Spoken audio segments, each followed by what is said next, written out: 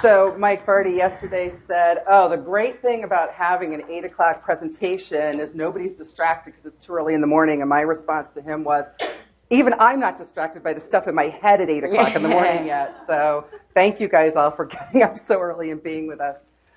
So I'm Kirsten Milliken. I'm always told I'm supposed to remind you I'm a doctor, a psychologist. So long ago, forgot about it. But my company is PlayDHD. My book is PlayDHD. And most of what I do has to do with working with adults, not children, teaching them how to manage their ADHD challenges using play. I live in Portland, Maine. I have 2 fabulous boys, 2 really crazy dogs.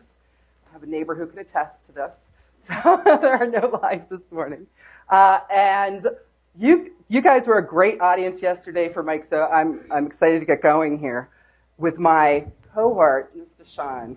Yes, my name's DeSahwn. I've been in education for 25 years, but I have a business as well called Your ADD Answers. I consult and I coach students, adults, anyone who wants to learn how to drive their brain. And we're going to talk a little bit about that this morning. I'm from Indiana, and I'm hoping to connect with the Indiana NAPO people that I've seen in the directory. Oh, okay. Well, that's kind of been one of my purposes. Okay. I have 2 boys. One I'm married to, and the other one that I'm raising with him. So really thrilled to be here. It's exciting and love to see everybody here this morning. So I just had to take off my Apple Watch. It's really distracting. I never think about how distracting that is. So we have a few things that we're going to be covering this morning. We're going to have slides up here. Sometimes we're going to be referring directly to them. Sometimes we're going to be talking about things related to them. In general, we are teaching you some sciencey stuff, giving you just some things to think about when you're working with clients, that it's not just the person in front of you. Sometimes it's chemicals, it's the structure of their brain differences that are affecting how you're going to work with them and how they're reacting to some of the things that you're asking them to do or that they say that they intend to do. So we're going to be giving you just some of that as a template in your mind when you're looking at somebody to be thinking about. We're going to be talking about some of the differences between neurotypicals and the rest of us who have ADHD, and how that affects how you work with them. And then we are also going to be talking, obviously, about the 4-letter word that you all came to hear about today. Mm-hmm. Play, right. And talking about some strategies that you can use to work with your clients. I'm hoping that you all came here today with maybe a frustrating client or something that you can talk about, how can I? So start thinking about those things as we go along, because we're definitely going to have some time at the end to problem solve, both from us and I'm sure from your peers, because you guys have been doing this. So I have to believe that if you're here, you're already probably using some play in your life or with your clients. Yeah. Anything else? Nope. Nope. Let's just dive in. Let's just get going then. So do you have any clients that just, why won't they just follow the plan we came up with? Why won't they just, you guys fill in the end of the sentence. Pardon me? Why won't they talk to me? Why don't they put it away? Why can't they focus? Why can't they remember where it goes? Anyone else? Why can't they throw it away? Get rid of it. Yep. That can be, when your role with your client is to help them be successful in the thing. I don't know about you, but my clients come to me pretty desperate. Your clients come to you desperate? So they're coming to you and they're wanting this thing from you, and you want to give it to them, but it takes their cooperation. And I think that's how we want to create a relationship. So paying attention to mindset, we're going to be talking about mindset and brains. So after you say to yourself, why don't they just put it away? Why can't they just use the system? Why can't they? What's the explanation that you give yourself for why your clients just don't? They can't because They're not wired. What else? What else do you really say? Like, I don't want what we all filter like later on. Oh, yeah, I know, Johnny has problem. What do you really say when your client won't just, like week after week, they're not following through with the plan? They're lazy. It doesn't fit them. They are stubborn. Right? So, they just don't have the personality type that I can work with. Or they're lazy. Or they're just so overwhelmed. They've taken on too much. This isn't something they can do right now. Their brain is the thing that's part of that. Not necessarily their personality, but we needed to throw out a code word, so brain's our code word. That's good. Good thing that you noticed that. All right. So, all of these things, when it comes down to it, after you've gotten done being frustrated and venting to whoever you have to vent to, that this client is going to make you just nuts. I hope that the next thing you recognize is that most of the time it's not about a personality flaw. It's not about them not wanting to meet their intentions. It really is oftentimes about what's happening in their brain, and sometimes it could be because they're not sleeping, because they're not eating well, because they are unhealthy, because they've got too much other stuff going on in their lives. But all of that affects their brain. And no matter how much they may say they want to do something with you, they intend to do it, it may not happen. So one of the things that Kirsten and I both like about what we do is we get to help people discover how their brains work. And the three parts that we're really going to talk about and focus, it can get all sciencey, and we're not going to do that. But we do want you to be aware of these parts of the brain that work together, that give us, they help us to be motivated. The limbic system, the dopamine transmitters, and the prefrontal cortex, they all work together to help with memory, new learning. They're emotional. There's emotions all a part of this. And so making sure that you're aware of how their brain actually, what kind of state they're in is important. We're going to talk about optimal brain function states.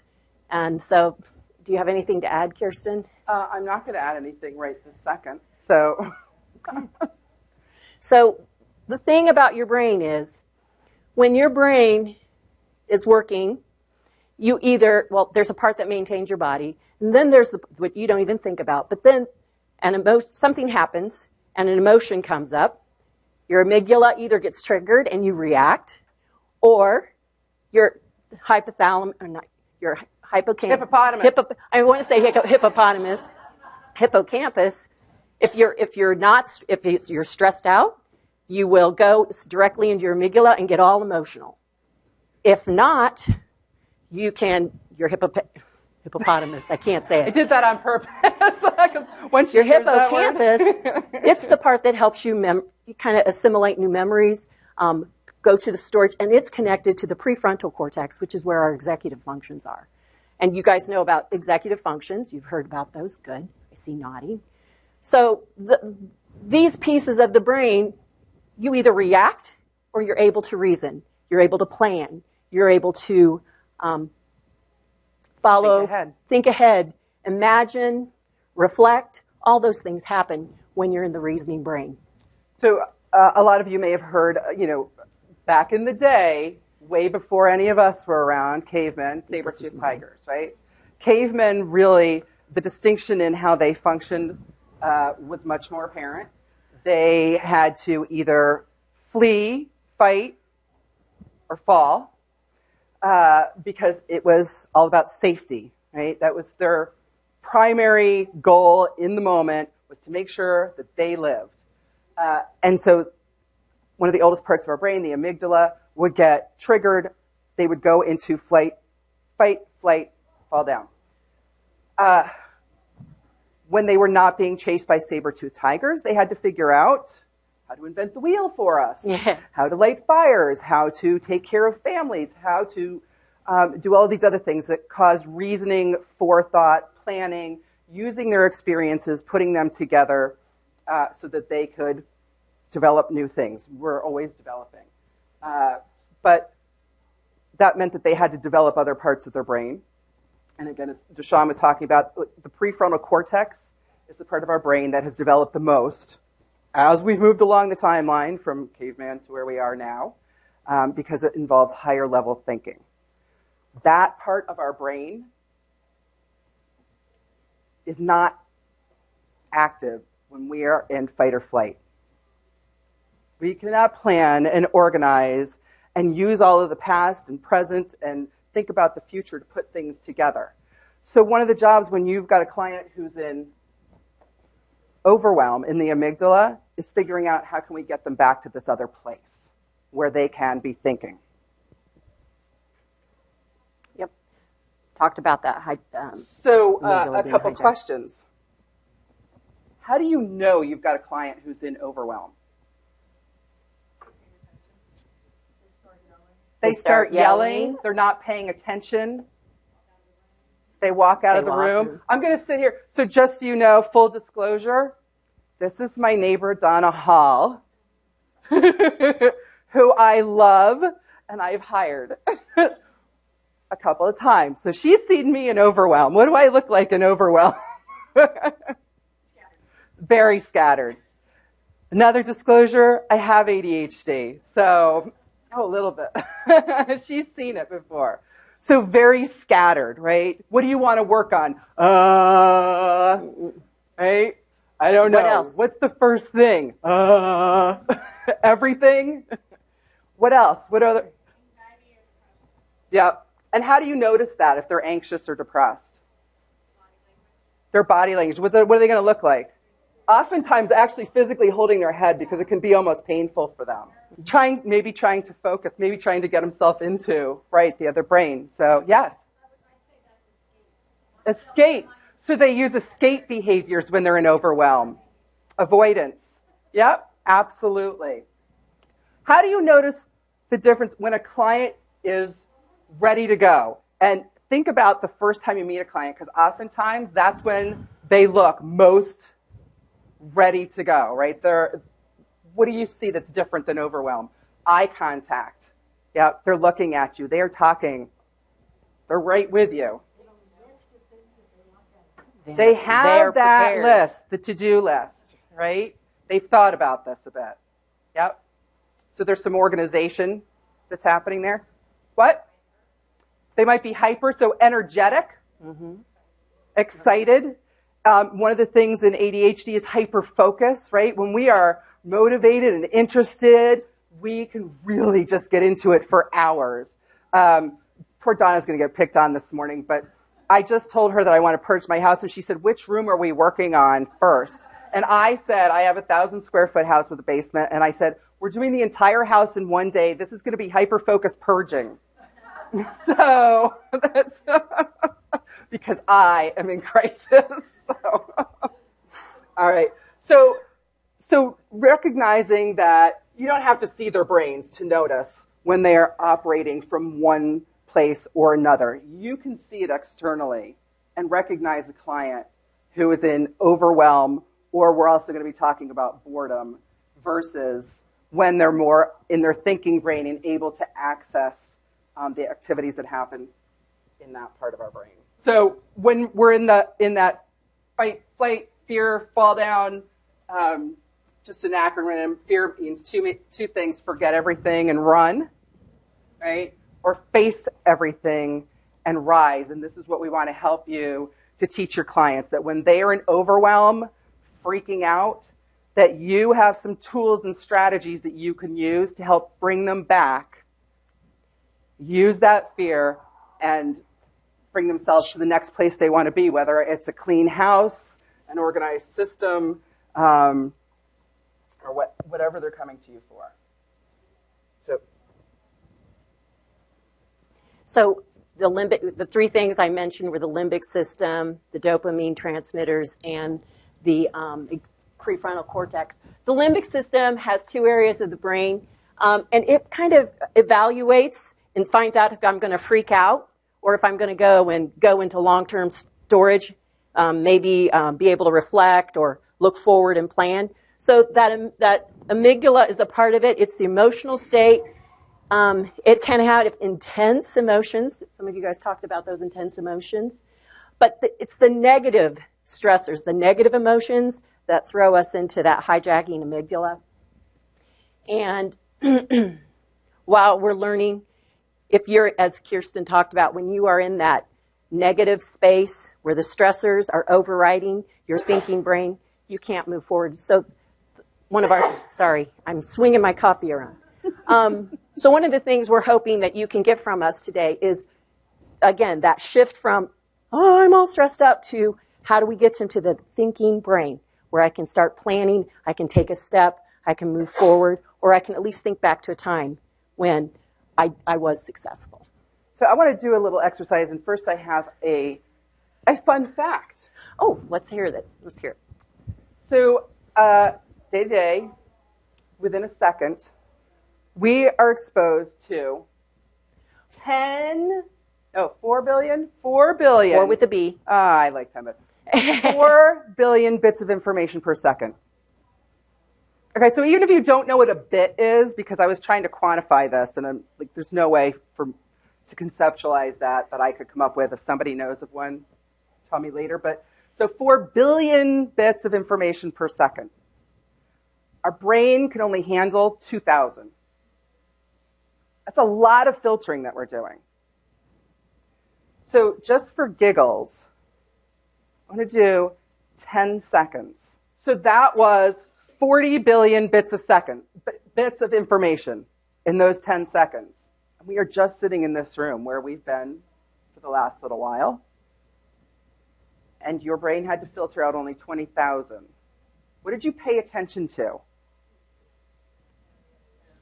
The sound in the other room, the air conditioning, the scary fish on the back of my computer that everybody's now looking at.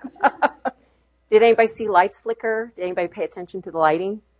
Sometimes the lighting can be people can be sensitive to that. What was it that drew your attention?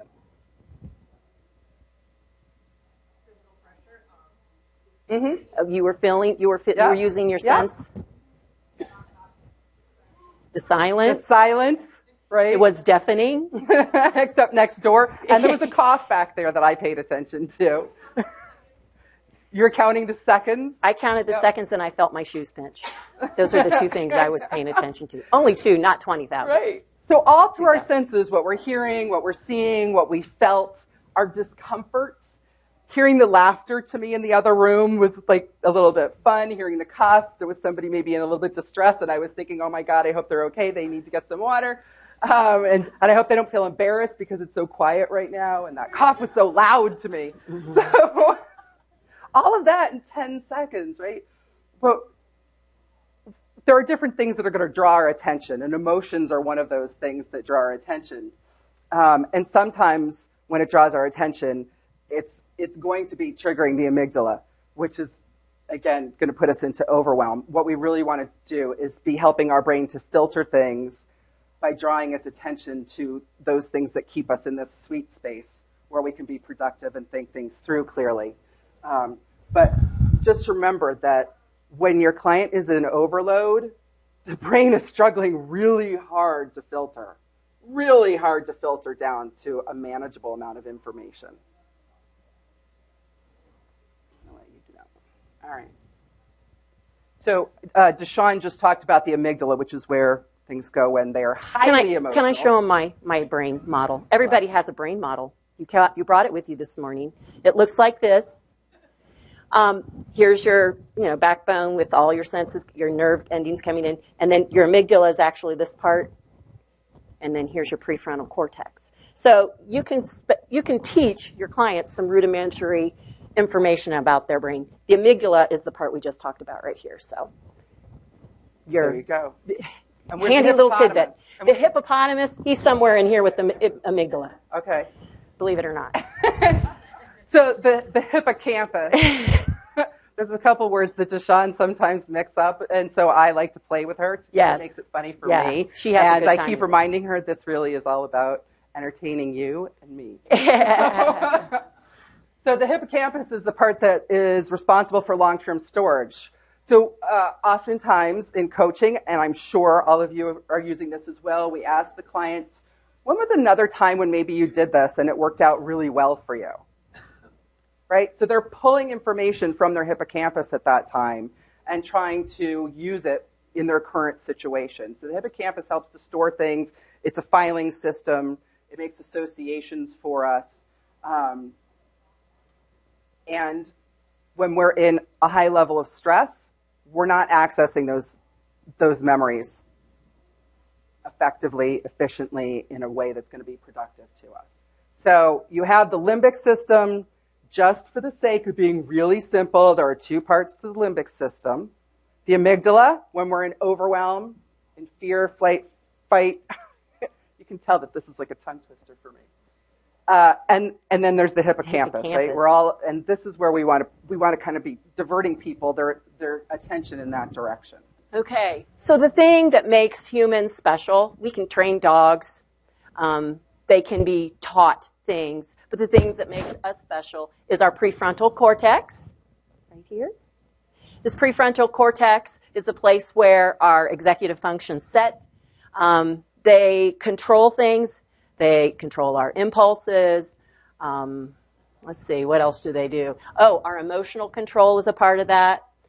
To be able to flexibly think in a situation, having a working memory, and especially the working memory that holds something while you're doing something else, that can be difficult for ADHD people. Planning, prioritizing, task initiation, and organization. All those things are right up here that really are the part that help us to imagine and see forward in time. It's also the place that lets us look back and reflect. And so that's the special part about us. We have a prefrontal cortex. We can see in the future. We can see around corners. We can do things like that. And that's where visualization, I don't know how many of you use visualization with your clients. Can you imagine what this space will look like? Can you imagine how different your life will be when? Can you remember a time? All those take your mind's eye. Dr. Barker talks about... Barkley. Dr. Barkley talks about the mind's eye and being able to look forward or backwards. And that's what's so important about what we do with our clients, is that's how we get them to that optimal place so they are free, actually liberated from the emotions to think and plan and look forward and also retrieve from a past experience. So I like to keep on summarizing and visualizing because this is how I keep myself thinking. So we've got the limbic system, you've got the amygdala, that's the emotional center, you've got the hippocampus, which has to do with storage and retrieval of memories, and then you've got the prefrontal cortex, which is the seat of the executive skills, which are those higher level skills that differentiate us from our dogs. And sometimes we think our dogs have one of those, but they don't. And other lower animals, in that it helps us to have more complex thinking. We want to connect those things, though. We want to connect those two different parts of the brain. Rise, asking a question. So here's the thing. Good question. You guys can shout out questions. I'm all for them. Yeah. So you have to repeat the question. The question is, when does that develop, the prefrontal cortex? Everybody has these systems in their brain, and these parts of the brain serve the same function. So we're not just talking about people with ADHD. So they hypothesize that this develops into our early 30s. Okay. One thing to keep in mind, though, is that people who have ADHD and other executive function deficits are typically about 3 years behind in their development in the skills from the executive skills from the prefrontal cortex. All right, we're going to be talking about why that is, some of the differences that happen in the ADHD brain. I see that you've got this puzzled look on your face.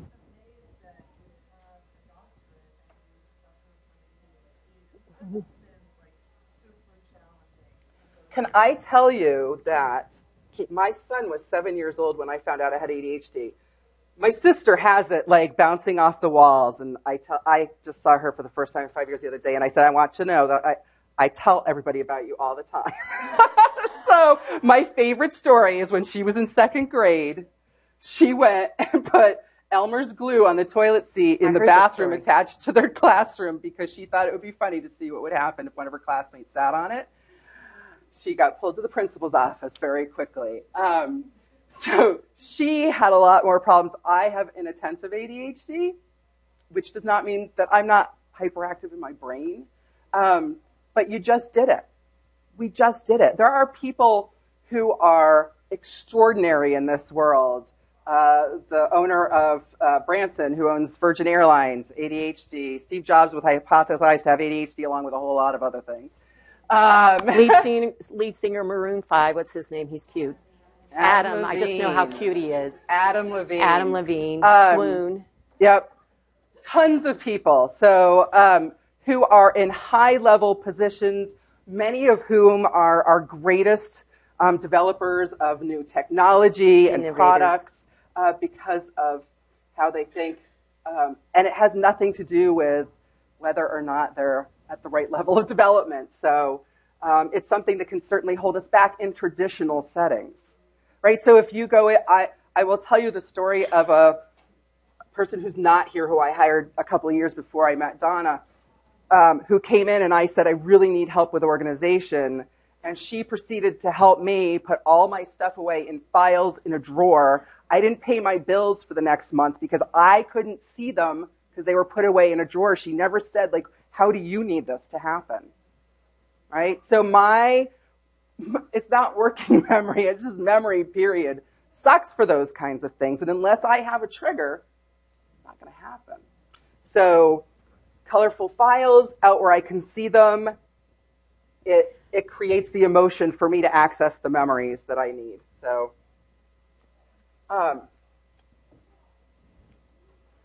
okay, so this is the dopamine. Right, so we got the limbic system, we got the amygdala, we got the hippocampus. Yes, thank you. We've got the prefrontal cortex, but we've got to get information. How do they talk? How do they talk? Well, they talk chemically. Dopamine is the feel-good chemical. Neurotransmitter. Neurotransmitter. Thanks for the sciencey word.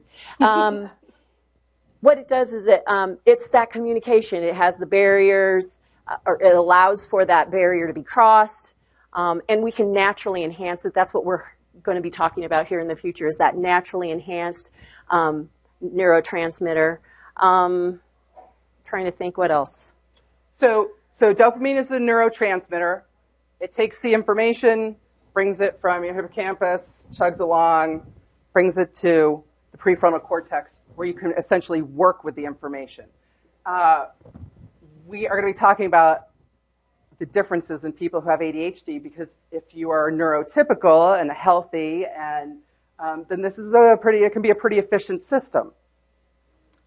DeSahwn mentioned that the dopamine is called the feel-good neurotransmitter. So when we are doing things that feel good, that are fun, enjoyable, they're kind of in our bailiwick, what we excel at. We have a high interest, we're motivated by them. Something that probably all of you have with you right now. One of the big things about technology right now is how we are all becoming dopamine addicts. Yes. It's happening now.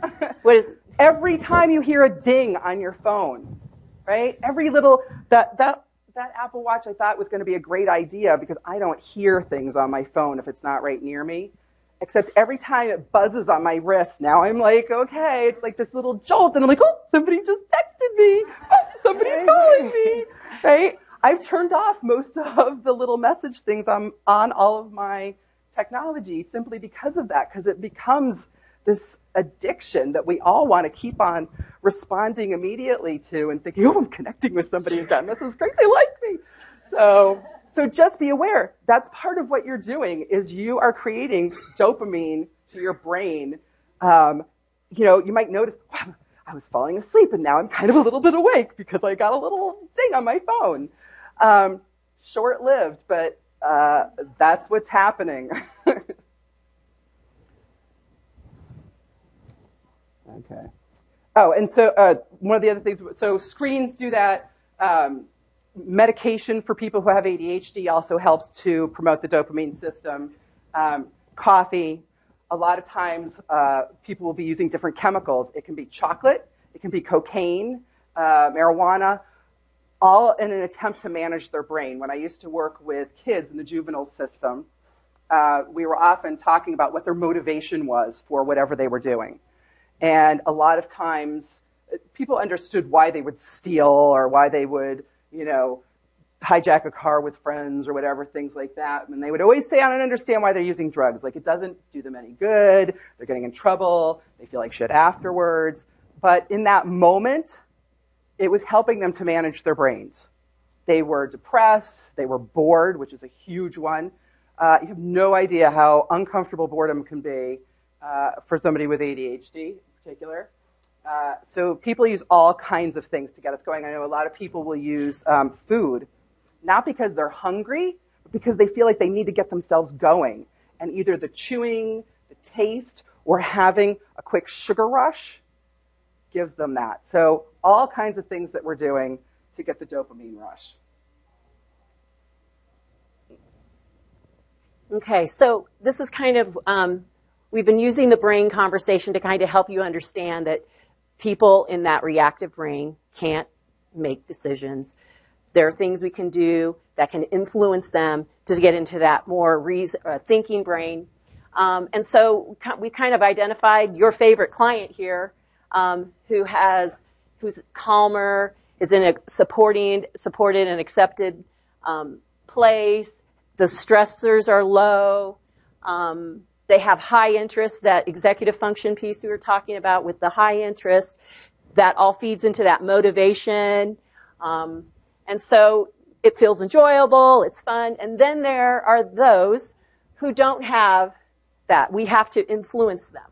And that means they have a less optimal, they may be overstimulated, they could be in a highly judgmental or critical environment. They have a lot of anxiety because of that, or they just naturally have a lot of anxiety. That's how their brain's wired. So that disrupts a lot of their executive function, becoming overly frustrated, bored, overwhelmed, all those things. And so you can't get into that vision where you're planning and looking forward. You can't pull from the past if you're not in that optimal state. And that's one of the things I really hope you get from this presentation is you can help influence that. So is there anybody here who, you're talking with coworkers and they say, I've got the client from hell. Is there anybody in this room who says, give them to me, I'll take them? Yep. What do you like about them? You're going to have to repeat her. I'm going to. Yeah, so if you guys can remember, the one-word answers I'm happy to repeat. If I make you answer another question, if you can come up to the microphone. I know it's a little awkward, and it's 8 o'clock in the morning. So being able to take on those challenging clients, to give them some solutions, to work with them in a way and see that they can be successful. A lot of adults and kids who have ADHD have heard over and over again how difficult they are, how hard it is to work with them, how they just can't. Why don't they just, right? They've taken on that persona of I can't be successful. And those messages are coming at them through their life. Hopefully they're having 10 times as many that are telling them how fabulous they are, but that's not usually the case. And so they're coming to you with full intention of working, but they may have that deeper mindset of, no matter what somebody does with me, it's just not going to be helpful. So being ready to take on those challenging clients and tell them, yeah, you can do this despite having ADHD. So,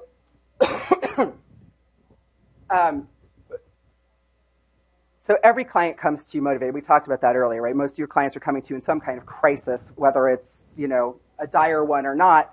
It's a crisis. I need to get my house. I need to purge my house of all the extra crap that I have in it, and I need to do it now. And that client can turn into your ideal client, or they can turn into the client from hell. And sometimes the only difference is going to be how much you help understand them, listen to their needs, and help them move along. So I have to think that I was that first organizer that I hired. I have to think I was her client from hell. Because I was like, every time she said, do this, I was like, okay. I just wasn't all that committed to it. And in the end, there was no way I was hiring her back again. Because at the end of a month, I had bill collection calling me because it hadn't worked for me.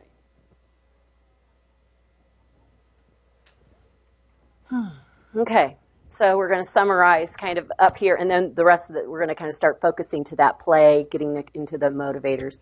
I actually want to get them standing up. Okay. You guys have heard us saying all of this stuff. The slides are online. So we're going to do a little play activity. Any of you go to Elaine Taylor Klaus's thing yesterday on ADHD? We stayed at her house last night. I love Elaine. She's one of my favorite people. My first year that I was presenting, I presented at the ADHD Coaches Organization. We were in classrooms next to each other, and they had begged me to do a presentation on interpreting psychological testing reports. I was like, are you kidding me? That's what you want me to talk about? But that's what they wanted, so that's what I did. But I did it with a twist in that we did all kinds of fun activities to make points. And at the end of it, Elaine came over, and a few other people came over and said, we heard you. And people that were all the way down at the next room said, we could hear you, and that presentation was so bad, not Elaine's presentation, that presentation was so bad, we wanted to come see you, but thought it would be rude. And I said, oh, well. So what we did, one of the exercises that we did that was really loud, that I'm hoping they're going to hear in the next room, because that would make me giggle a little bit. I want you to find somebody who you don't know. So if you're sitting next to somebody who you're familiar with, you've talked to, you've learned things about, go find somebody else. You've got 1 minute to 30 seconds to find somebody else. A minute's a long time. We're managing time. All right, don't tell them anything about yourself.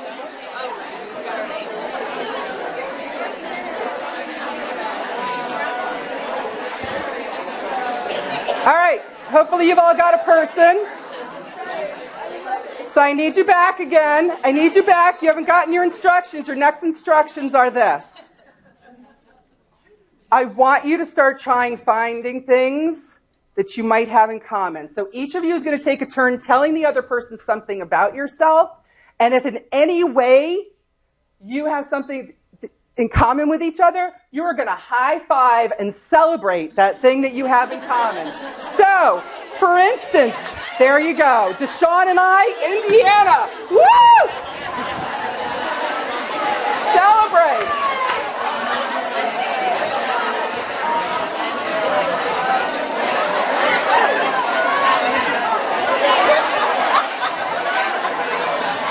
This is fun. Okay. Woo!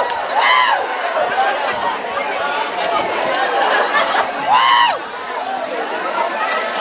Yes! Woo!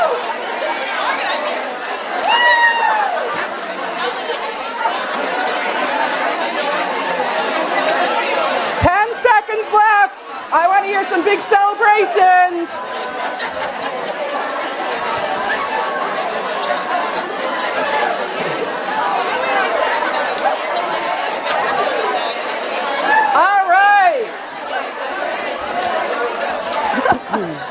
Let's come back to the room. All right, stop having fun, seriously.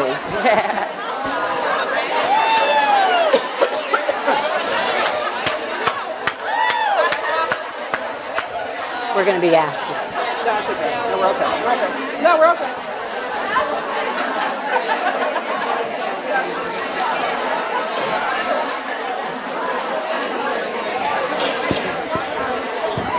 Donna Hall, I need you to set an example. Nothing.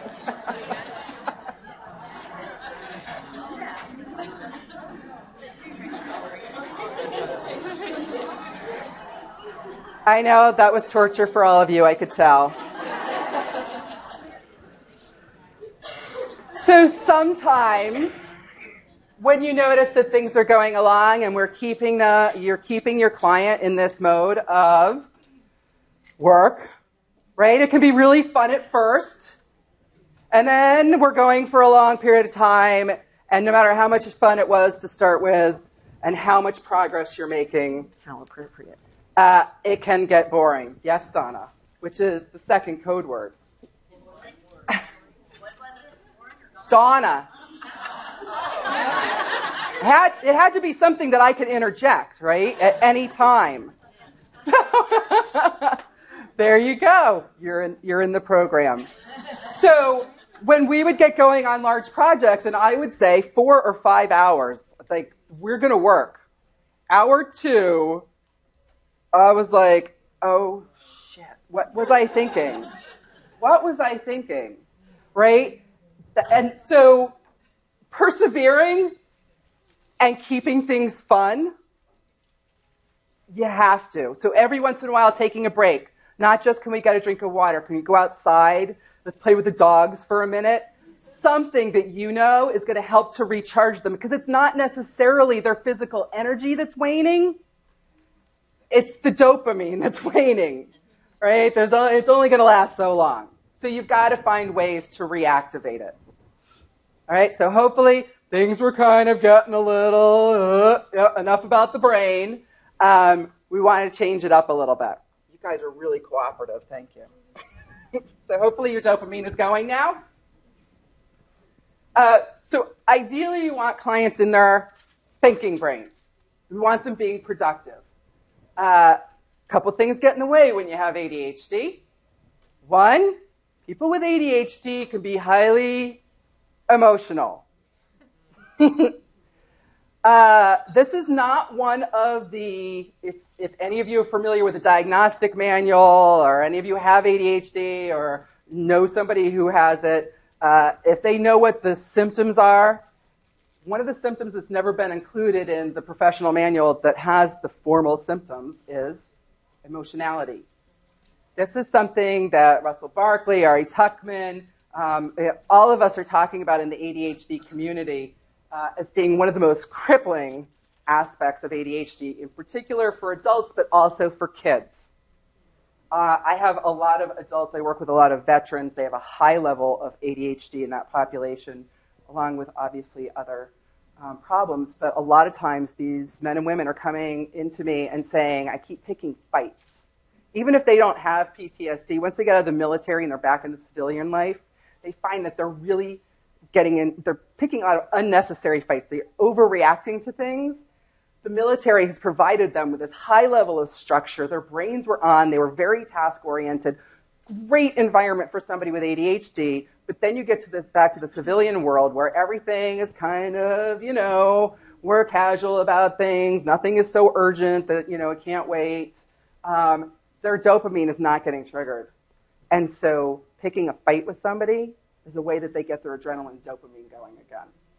When they realize that and they recognize that it's about brain chemicals, they can pause a little bit better. So, but we're also at risk for being overwhelmed in that, I can't do this kind of way, right? So we're also prone to being really bored. Something that might entertain another person may not be that interesting to somebody with ADHD. Something that entertained me yesterday, if I see it again today, I may have no interest in it at all because been there, done that, and we're going to talk about why that is. So I have clients that say they have ADD. What's the difference between that and ADHD? In reality. In reality. So ADD, this is my take on it. ADD is what we came up with to make us feel better because hyperactivity is the ugly part of ADHD, right? The outward hyperactivity. So I have inattentive ADHD, which would be called ADD, right? Because outwardly, for the most part, I am not hyperactive. That's where it came from, but I'm going to tell you a little secret. If your client says they have ADD or ADHD, but not the hyperactive kind, ask them about their brain. The question I ask all of my clients is, how many tracks do you have running in your brain at one time? I get anywhere from 3 to 10. There are just all these thoughts that we are constantly trying to filter, and everybody is, especially in this day and age with stuff coming at us all the time, but the hyperactivity that happens in somebody with ADHD, mentally, internally, can be the thing that's paralyzing, overwhelming, and puts them out of this ability to be productive. That's great. Thank you. You're welcome. So the thing that you're really trying to manage with somebody who has ADHD is interest, attention, and motivation. Dopamine. So what does it take for that to happen?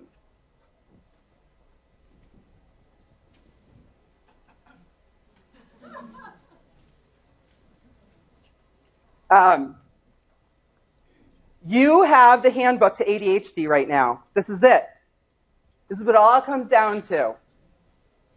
When you are creating a system, a plan, a project, and you want somebody with ADHD to be on, these are the things that you need to be interjecting. So novelty, again, I just talked about the fact that when something is new, I am right on it. I love learning. It sets off the dopamine transmitters in my brain. It is exciting, but once I've learned something, I'm kind of over it. So I wanted to do video podcasting. I did it for a while. I learned how to edit my own video podcasts, like with this high-end, crazy video editing program. It was so fun learning it, and by the third episode, I kind of figured it out, and I never wanted to do it again.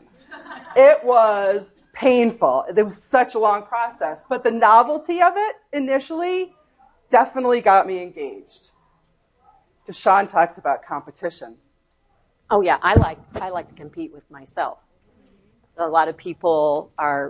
Some people like to compete with others. I compete with myself. I love timers. I like to beat the clock, see how fast I can do it. And that can be a bad thing. Going through something fast is not always a good strategy for motivation, but it works for me. And it's also, I'm an urgency person. Deadlines are important. If I don't have a deadline, it can hang out there forever. So having something on the horizon to work on or something that needs to be completed is really important. So that gets my dopamine going. How many of you have said to a client or somebody that you love, don't procrastinate? Fess up now, fess up now. Okay, I'm going to tell you what I tell my clients. If you know that that works for you, own it and make it work for you. Sometimes that's what it takes to get things done. Obviously, you don't want clients working on a 3-hour project with only 2 hours to go. But help them to recognize what is the last-minute deadline. DeSahwn and I just ran the ADHD Professionals Conference sponsored by the ADHD Coaches Organization. And we had the request for proposals out. And I know people with ADHD. And so we set the deadline. And on the day that it was due, I got at least a dozen emails and phone calls saying, could you just let me have one more day? Or I'm at my mother's house and I don't have access to internet, but I really wanted to submit a proposal. Like they didn't know that they were going to their mother's house. So unbeknownst to them, I know this about ADHD people. I expected it. So we extended the deadline for another few days because that's what was going to happen. So setting those kinds of deadlines, letting people get down to that last minute. Go ahead. Along these same lines, because I agree with you about deadlines, and I try to encourage my clients, if they don't have a real deadline, to create an artificial deadline, to create that sense of urgency. But then do you find that, especially those with ADHD, then say, but that's a made-up deadline, and it still doesn't create the urgency that... What happens is they learn not to, it becomes ignored, so it's not a real... It's so not how a do you real work around that? A motivator. It becomes a non-motivator because, so that's, to me, that's evidence that that's not really a motivator for them. So then you would need to use one of the other motivators, is what you're, if that's, okay. I would look at other motivators. Another thing that we can talk about, too, that's kind of an aside. but it'll give you another tool that you can use with your clients is we call a body double. I use this one a lot. You guys all know what this is. This works with everybody, people with ADHD, most, especially the ones who really, what's motivating for them is social interaction with people, is having accountability. And DeSahwn and I often do this, but she lives in Indiana and I live in Maine. So we say, okay, at Friday at 10 a.m., I'm getting on the phone, we're declaring what we're working on. Or we text. And I'm calling you back in 15 minutes or whatever the length of time is, checking in, what are you doing? Sometimes we're on one of the online video things so that we can see each other if we're not doing what we're supposed to be doing, which doesn't happen because my brain is wired that I don't want to disappoint her. And I'm competitive, so yes. I'll be damned if I'm going to be the first one to get up and pee. Yeah. Right? So she wins that one out every single time. Right? So there's all kinds of ways to introduce kind of subtle little competition into those things. But using a body double in lots of different forms is a great way to hold people accountable and keep a deadline. Calendars, I say my calendar doesn't give a shit if I keep my appointments or not. There's no slap on the hand, no shaming, no I'm taking away the TV for a week. It doesn't care. But if I let down DeSahwn or if I let down another person who has knowledge that I want to get something done on time, if I know Donna's coming back to my house on Friday and I haven't done what I said I'm going to do, I will get it done. I will stay up until 2 o'clock in the morning and get it done because she's great. She is not going to flog me if I don't get things done. But I don't like that feeling, right, of disappointing somebody. So we talk about competition, urgency, obviously interest, something that you're really good at.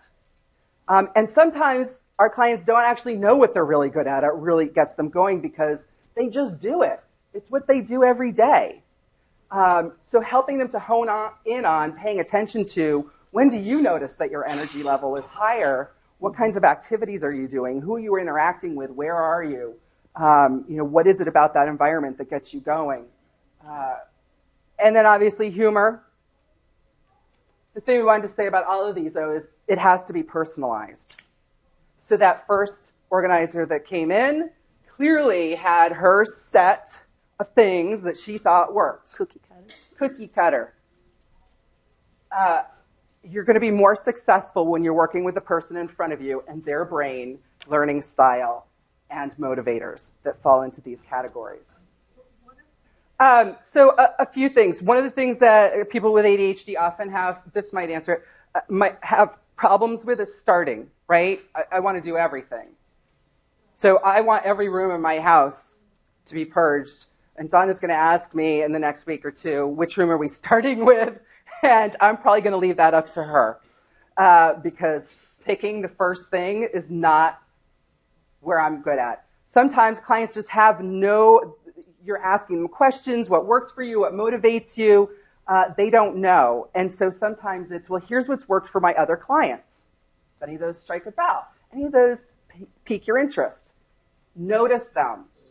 One of the greatest skills that you can have in working with clients in any industry is really paying attention to their energy and their body language. If they're going, yeah, well, I guess I could do that. That one sounds kind of interesting. That one sounds kind of interesting. May not seem like excitement to you, but compared to the other two, little increase in my voice and, okay. So how about we start with that one and see if it works. But again, it's paying attention to, is that getting you going? Are you able to stay on task with it? Is it working for you? So always. Does that help? Okay. So obviously all of those are play. We got to move forward. That Cosmo. So really quickly, why does play help the ADHD brain? People who have ADHD, including myself, Miss DeSahwn, you're going to include me, many other people in this room, the differences in our brain are, first of all, that prefrontal cortex, the development is further behind. I'm still figuring things out today. I'm thinking, I just turned 50 2 weeks ago, so I think it's still developing. So that part of our brain, a little bit smaller. The dopamine transport system that is moving information into the prefrontal cortex, where I'm going to be functioning at a higher level. The trails are smaller, so it's harder for that dopamine to get through. It's also, there's what's called reuptake. So the dopamine is getting sucked up back into outer space in your brain instead of continuing down that path to the prefrontal cortex. So there is not enough dopamine going up to my prefrontal cortex, which is smaller. That means that I need a lot more stimulation. So it's the dopamine reward pathway is inefficient. That's the science-y jargon there. So there's less dopamine going, less of it's making it to the prefrontal cortex, and I need more of it. So I might take stimulant medication. I might drink a lot of coffee. If I'm not so healthy, I might do a lot of drugs. Trying to get that system activated. Or what I figured out was the other thing that creates dopamine in my brain is play, being playful. That gets the dopamine going. A lot of times we are confining our play just to the weekends, right? That Monday through Friday, 9 to 5, the weekends is for fun and family. For most of us, that's not the case anymore, especially if we are solopreneurs or in our own businesses. And so it's important that it's not work-life balance anymore. It really is about work-life integration. You want to keep yourself and your clients energized no matter what you're doing, because you want to be able to transition from work into family time, fun, and doing that with more of a flow. Yes. Hi, sort of a two-part question. I always ask my clients if they say they have ADHD, if they are self-diagnosed or if they have been diagnosed. A lot of them tell me they're self-diagnosed, and I advise that they get diagnosed. I would like a little bit more information on a confirmed diagnosis, what's called for, and what can be analyzed scientifically or psychologically. And also, when you talk about... Okay, so my working memory sucks. Okay. How do you diagnose ADHD? Hold on. Okay. So my working memory sucks. So I'm going to, the first thing I need you to do is give me one question at a time. So as psychologists, historically, and in the school systems, there's a lot of testing that happens to confirm ADHD, right? Schools require this because they need quantitative data showing that a kid has or does not have ADHD. What some of the practitioners, Berkeley, Ari Tuckman, and some of the other, who I consider higher level practitioners, understand is that testing shows a person's ability in a given moment in the state that they're in at a given time. If I've had a great night of sleep, I've eaten some great protein in the morning, I had a good conversation that morning and got to play before I went to testing, the dopamine is going to be flowing and my test results are going to look great, even if I have ADHD. The weaknesses may not be that apparent. If I have a day where I don't sleep, which is a big issue for people with ADHD, I have been eating sugar because I have felt like crap and not self-medicating, getting the dopamine going, and I had some difficulty with a friend because I acted impulsively and said something stupid, and now I feel dumb, and now I go into testing. My test results are going to look like I have a serious problem, right? So false positives and false, negatives are common. For that reason, and if it's not required by a school system, whether it's higher education or the public schools or any other lower school system, really what's needed is a really good interview with the client. If it's an adult with a significant other, if it's possible to talk to an employer, which oftentimes that's not advised, but another adult in their life, talk to their doctor. If they have kept their grades from school, because there's no such thing as adult ADHD. adult onset ADHD doesn't exist. You're born with the brain you have. I don't know anybody who's had a successful brain transplant and had ADHD afterwards. So you're born with the brain you have. Just because you weren't diagnosed as a kid doesn't, but you want to look for, I think I was an A student in school. My grades show that all of the classes that I remember enjoying, I got A's in. All of the classes where I can tell you I did not like the teacher or the subject, I was a C student. I hated my English teacher. I hated it. I did not do well in that class. So looking, again, historically, I have that information. If I needed to get re-diagnosed, I could do that. But another thing to keep in mind is it doesn't matter. It doesn't matter if your client has diagnosed themselves online, which is essentially the same as their primary care physician doing it, or they've gone to a mental health professional and gotten that diagnosis. If they are having attention problems and struggling, it's the same thing. So you really have to work with the person in front of you and not their diagnosis. The other thing is ADHD is on a spectrum. So if I say I have ADHD and DeSahwn says she has ADHD, ours look nothing it alike. doesn't mean anything about how we're similar, except that we got a diagnosis. There are 18,732 combinations of symptoms to qualify to meet the diagnostic criteria for ADHD. That does not include how strong those symptoms are. It also doesn't include all of the other related disorders that go with it, depression, anxiety, learning disabilities.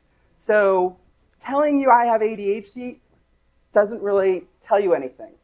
Okay. So thank you. And then just lastly, when you talk about the stimulants and the chemical drugs and things like that, or caffeine, is that a substitute for dopamine, or does it just speed the dopamine? It triggers manufacturing of dopamine, or just the movement through the system? More of it. Got it. More of it. Thank you. Yes. Dopamine. So the question was whether coffee is actually causing the dopamine to go faster because it's a stimulant. So you think it makes it the car go faster. But what we're actually doing is producing more dopamine so that more of it is getting transported to where we want it to go. Right? The other thing is a lot of your clients who come to you, especially women with depression who are on antidepressants, a lot of times women who have ADHD are diagnosed as depressed. When they get put on antidepressants, it's actually helpful to them because it helps, again, with some of the chemicals that are involved with ADHD. So we want to make things happen. I think I'm going to... There's a researcher, Lev Vygotsky, he's dead. But he was really smart. So he did a lot of research on development. And if you look at any developmental theory, you'll see that almost every single one of these people focused on play and its importance in development, because it doesn't just have to do with managing ADHD. Play is something that helps us to develop all of those skills in our prefrontal cortex. So the kids who are not getting to play in school right now are losing out. They are not developing these skills at the same level that we did when we were given all of this free time and encouraged to engage in all of these play activities and didn't have screens sucking our brains out. So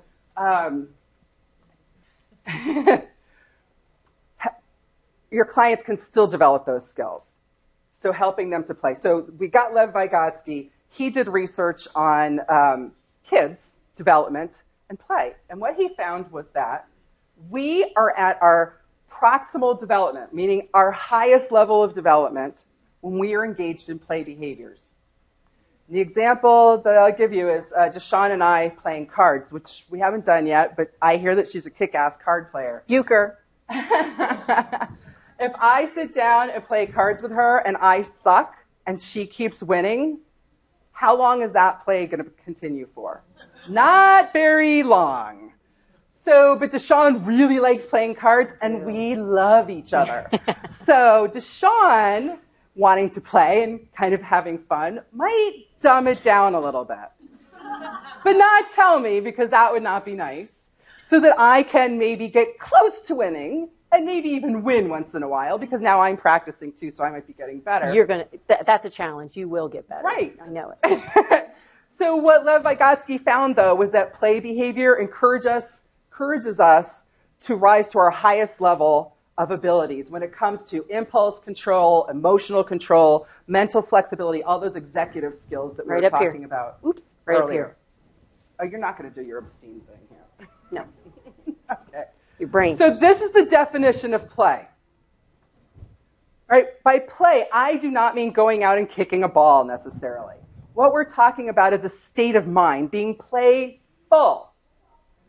So it's absorbing, right? All of your attention is focused on it. It's purposeless. It doesn't have to have a goal. What you're really looking at is engaging in the process, not getting to an outcome.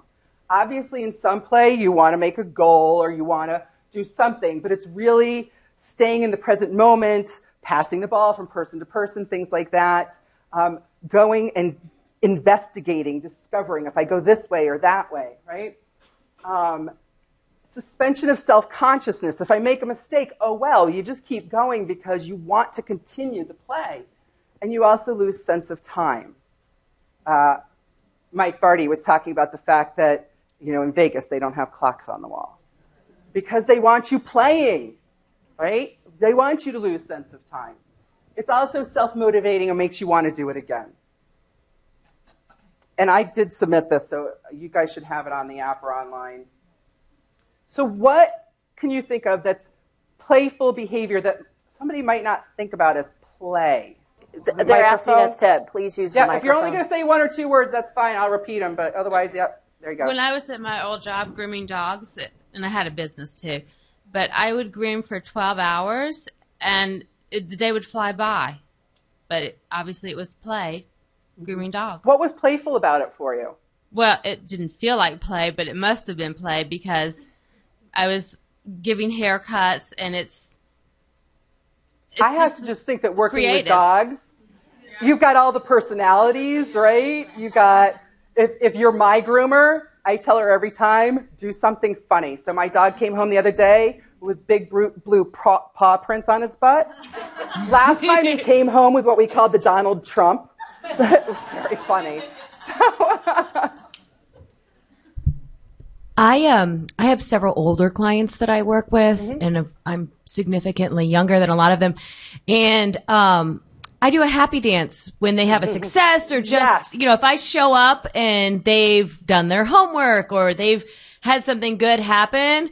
And it is very motivating for me. I would have never put the two together, but it's just me and my personality. You are lighting their brains up. I like them giggling and laughing and having fun. But yeah, so I do a happy dance. It doesn't have to be them, right? You can entertain them and light their brains up. Humor, absolutely. Knowing what kind of humor, though. What is it? Puns. Dancing in a cleared space. Dancing while you're doing an activity is one of my favorites because I hate doing any housework unless there's music on. So, right? Music, absolutely. If you're putting on music that somebody really likes, singing to music, so you're not always thinking about what's going to get your person all the way up here. Sometimes you're just talking about just getting moving a little bit. Just a little bit. I like to wear hats when I'm cleaning my house. I have an array of little hats that I sweep the floor with. It's for me. It's not for anybody else. So it's a motivator to pick a hat and sweep my floor. Some of this we've covered already. We are wired to play. Animals, humans, we are wired to play. It's how we learn. It's how we learn to socialize. It's how we learn our boundaries and other people's boundaries. Again, physical development, physical health, social health, mental health. All of those things are developed through play. Water behind you. Yeah. But if play is so great, then especially if you're working with adult clients, why do they stop doing it? I don't play. That's not all right. What are the things that you tell yourselves? What are the things that your clients say if you said, let's play with this? What would stop them? Grow up. Yeah. I don't have time. I don't have time. They're embarrassed to play. I'll look goofy. I had a woman who said, oh God, no, I have to be really serious because I need my team to take me seriously. When she started playing, they enjoyed her much more and wanted to do more work with her, which was way more productive than being taken seriously, right? So there are a lot of messages, and your clients with ADHD likely have heard a lot more of them. So stop goofing off. If you just pay attention, if you just get serious, you could meet your potential. All of these things, if they're fidgeting in their seat. For me, it was off drawing something, out the window because I didn't really care. So looking at, what's getting in the way of them being playful. And again, it doesn't have to be all out goofiness. What gets in the way of them allowing themselves to do those things that feel better? Go ahead. There's an interesting book called The Artist's Way. Yes. And it's how to unblock creativity. Yes. And that's what they talk about is play. Some of the things that they would say is like, think of something that you did when you were a child and enjoyed and haven't done in years. And I was like, I'll make some chocolate pudding, So you're actually jumping ahead to something that we're going to talk about. No, thank you. You're fine. You're absolutely fine. So how do you play? One of the things that she just brought up, we have 10 minutes left. I am going to talk so fast. We didn't get to what we wanted to get to, but we're going to be around to play some more. One of the things you can ask a client is, how did you play as a kid? What was the thing that you really liked doing? Was it building Legos? Was it going exploring? Was it, sitting underneath a homemade tent and reading a book? What was the thing that you remember, those happy thoughts about how you played as an adult, as a kid? And how do you see that has continued over time? Because how we played as kids oftentimes very clearly translates into how we play as adults. So somebody who really likes being on teams, staying with Elaine's family last night, her middle daughter is very community-oriented, very social. Everything that she likes to do has to do with connecting with other people. I mean, we were getting up at 6 o'clock this morning, and I had to go through her room to get out of my room. And she said, please make sure you make noise because I like hearing people around when I wake up. And I was like, what? Oh, it's 6 o'clock, you're 19 years old, you don't want to stay in bed? But that's her thing. That's her play, is having fun with people. So you can look it up online, play personalities.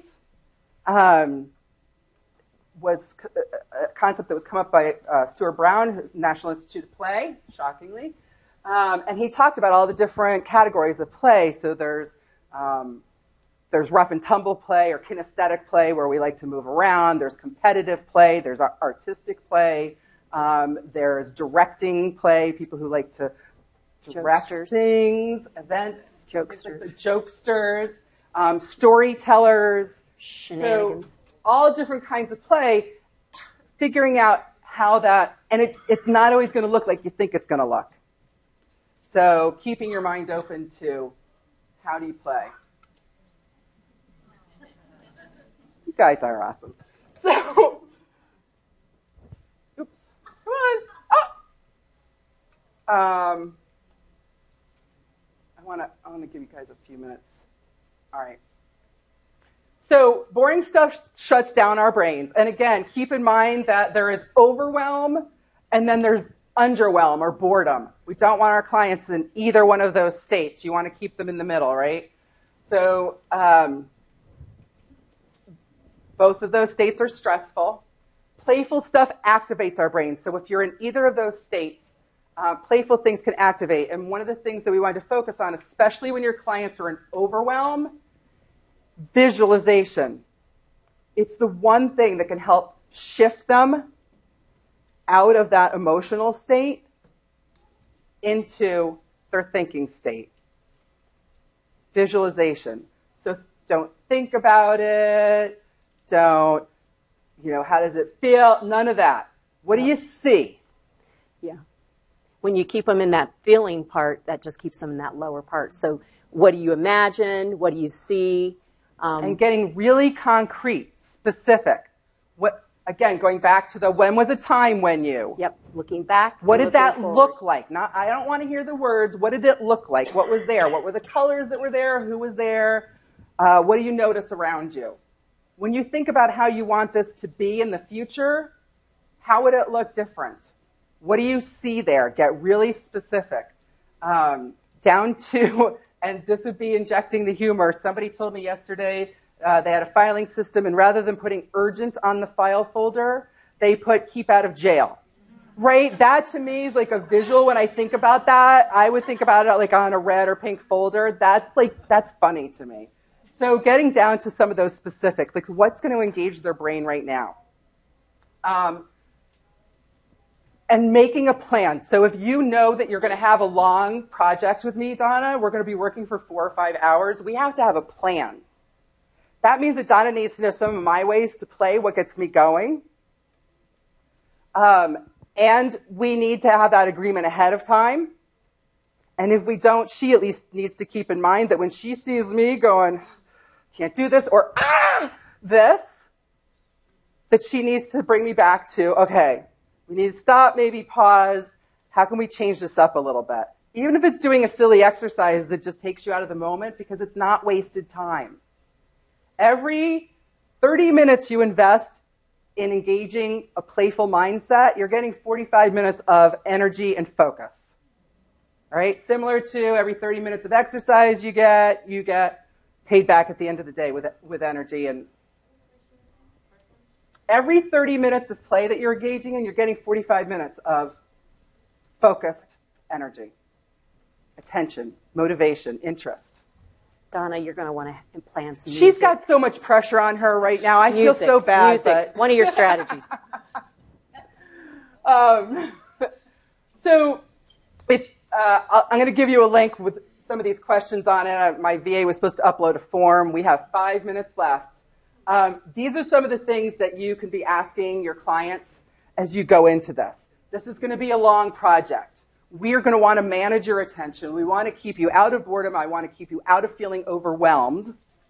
And we want you to play, which is the And sometimes you may say, instead of play, if they're play aversive, we're going to get creative about how to do this. Right? So you're going to ask them, what kinds of things do you notice really get you going? What do you enjoy? How can we incorporate that into what we're doing? Whether it's using bright colors. Mike yesterday was talking about how he uses bright colors. I love colored anything. I have a whole drawer full of markers that Donna will not let me. How many of these do you really need? I need all of them. 50 of them. Today, now. I use them all the time. But what makes it more fun? And sometimes it's front loading. So before we get going, let's make sure that we do something that's energizing to you. Make sure that, you've had a good meal. You've been playing some fun music that's kind of gotten you going. Maybe you chatted with a friend about what you're going to do. So you front loaded the dopamine. You've asked your client to do that before you come in. And then having that plan during your session so that you are, again, using strategies that are making the task at hand more playful or are helping them when they're getting overwhelmed or bored to step back and re-energize themselves. Does that make sense? All right, we have 5 minutes, but not really, because even if they stop the recording, I'm not going anywhere. I don't know about DeSahwn, but I'm not going anywhere. So there are some resources. Sarah Ward and Cam, you guys know Cam Gott. He was here. You want to go back? Oh, sorry. There you go. And again, all of these should be in the app or online. Oh my God. Well, it should have an email address for me and DeSahwn on there, and I am happy to send you all of our slides, anything you want. I'm going to tell you right now that I suck. If I have an email in front of me saying, can you send me this? I will send it to you. If I have to go home and put your email in, then I am out of luck. And the last word is play. So If you want that last, again, the handout that you can use or modify the words that go with it for a download, you can go to PlayDHD.com, NAPO 2016. So original, that link.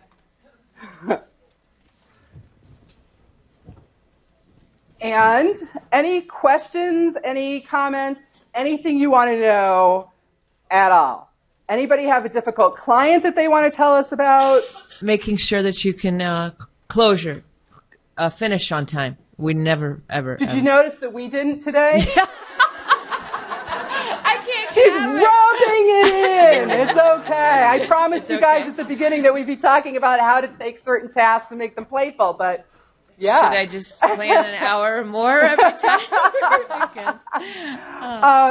Again, if your client is the dopamine system is being activated and they're in that part of their brain, they're going to be, first of all, much more efficient and productive and energized. So I might be in the middle of a task, and if we're doing things the right way, maybe not a 4 or 5 hour one session, but a 2 hour one, she can leave me and I can keep on working on my own because I'm there, I'm focused. Gotcha. Right? So sometimes you might want to plan your session. Where I say, oh, you're doing great. Right.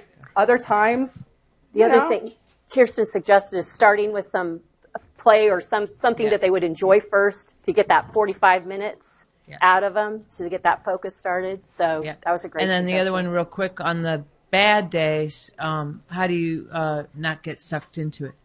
I mean, on the good days, I love working. But on the bad days... this is not just for your clients. And if you guys don't know that, let me just say, if you're going to have a crappy client coming up that you are dreading, front load your dopamine, because it's going to put you in your thinking brain, which means you're going to be more creative about helping them to manage, which is going to make them an easier client as well, right? So you're going to be at your best if you're taking care of yourself and being playful.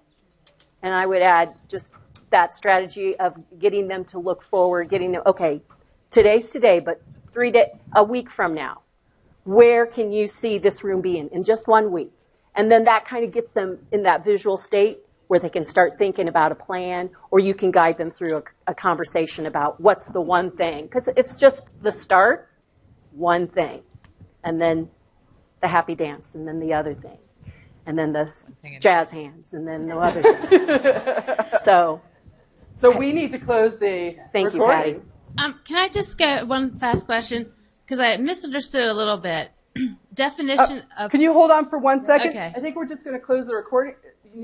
Okay, you're okay. Go ahead. Okay, so the definition of play, when you said loss of time, that's where... Can you just explain that? Because when I think of work, I think of play and loss of time combined. Just...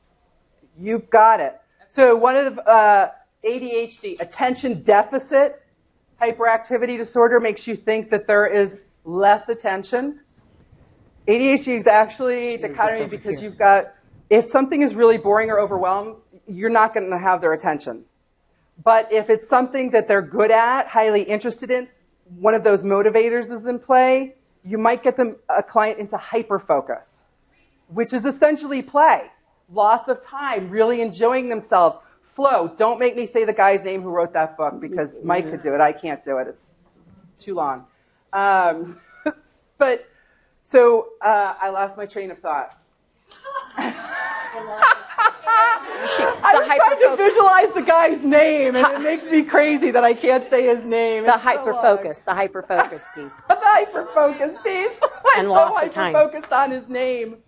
So sorry. It does. So that I'm not distracting, I just wanted to ask you all to give a round of applause and thanks to our speakers.